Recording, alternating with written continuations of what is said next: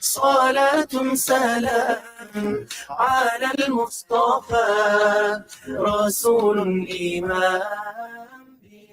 It's your Urban Woman Show. Join us live on Facebook, YouTube, and Instagram. And of course, we are on Radio Al Ansar International. I'm your host, Razia Rangrage. We're talking about Eye Awareness Month, which is actually observed in October, and it is dedicated to raising awareness about the eye health and the importance of regular eye checkups. It focuses on education, on educating people actually about common eye conditions. But we do have an expert in the field to shed more light on this topic. Joining us now on screen is Dr. Naima Ibrahim Khan, and she is the head of the department at the University of KwaZulu-Natal Optometry Department. She is a senior lecturer and teaches in the undergrad and postgraduate programs. Assalamu alaikum, doctor, and welcome to Urban Women this morning. Wa alaikum salam. Thank you so much for having me. It's only a pleasure. Now, I think often, unless something gets affected in our body, we kind of overlook it. And our eyes are so precious. And only unless it is affected, then we realize how valuable it is. So let's jump straight into it, doctor. Why is Eye Awareness Month so important? And what key message should we focus on this month? Oh, Eye Awareness Month is so important because it helps us to bring awareness to eye care, eye health, things we should be doing to look after our eyes, and common conditions, both for the young and the old, and also things that are related to our visual health and our occupations. So yeah, it's very, very important. And World Sight Day is actually celebrated every year on the second Thursday in October. Alhamdulillah. What would you say are some of the most common eye problems people face, and also how can they be prevented? So common problems would be like having short-sightedness. These are common ones that people know about: short-sightedness, far-sightedness. Right. And then, of course, after the age of 40, we all tend to move our hands further away because our hands are not long enough because we're needing more glasses to see nearby. But other things that are quite common are like blurred vision. And that's one of the things that we can pick up early, and that's an early sign of something going wrong. Cataracts is quite common, and that is something that we need to really worry about here in Africa and South Africa because of the UV rays that we have. So people need to be aware of that. That can happen where your lens in the eye becomes cloudy and you can't see so clearly anymore. Glaucoma is something that's also quite common here, and that's basically having like increased pressure within your eye. So if you think of like a soccer ball, and if you put like extra pressure in that soccer ball and it's like becomes really, really hard, that's what glaucoma is, to the eye. And most of these things have like warning signs that you can see. So you'll get like itching and teary eyes. You'd get headaches. Headaches are a very common sign of having a vision problem. And if someone has that often, they need to do something about it. Okay. So we say pay attention to your body. If something is continuously happening, go and get it checked out. What would you say, doctor? How often should someone have their eyes checked? And why are regular checkups important even without symptoms? So we generally say an eye test should occur every 1 to 2 years. But of course, if you've got a family history of an eye problem, it should be done sooner. If you've got an active infection, should be done sooner. And people need to make sure they go through so that, the eyes, you can pick up a lot of things. Did you know that you can actually pick up if someone has diabetic problems or hypertensive problems, even from the eye? And that's important. If people go through even cholesterol, if you've got a high cholesterol, you can see that there are signs that the optometrist can pick up when they do an eye test. Fantastic. So much so.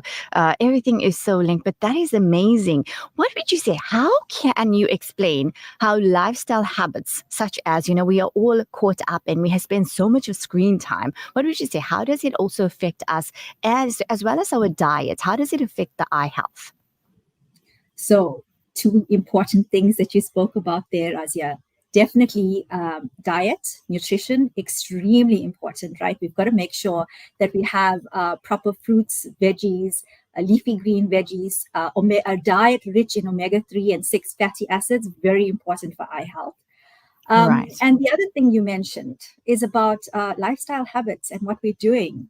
And right now, there's this pandemic that's around that everybody speaks about with kind of using digital devices. And I think Yes. that's very important to mention because that is something that affects young and old. People need to realize that you need to take regular breaks from screen time. The working distance needs to be correct as well, especially for kiddies. So moms and dads need to make sure that they're not holding it too close to their face. So if the correct distance they'll realize is if they make a fist with their hand and place that on the bridge of their nose, the Okay. edge of where that elbow ends up, you know, Right. nothing should be closer than that. It always needs to be further than that. That's the working No. distance. So moms and dads, teachers all need to take that into consideration with kiddies because they're not going to listen unless you get Yep. them to do the exercise and realize what their working distance should be. And then they must practice the 20-20-20 rule, which Right. is like only work for every 20 minutes. They must take a break and look at something that's like 20 feet away or 6 meters away. That's quite important to give the eyes a break from the digital strain. And if they're experiencing anything like headaches and eye strain, go get it checked up because we don't want it to get worse. Absolutely wonderful. Now you've shared a wonderful exercise, and I'm also checking, and I'm saying, am I actually, working with that distance? But thank you so much for that valuable tip, and I think we can all definitely benefit from that. Now, Doctor, you mentioned UV. What would you say? What role does that UV protection actually play in our eye health, and how can people best protect their eyes from sun damage? Now that you've mentioned this as well.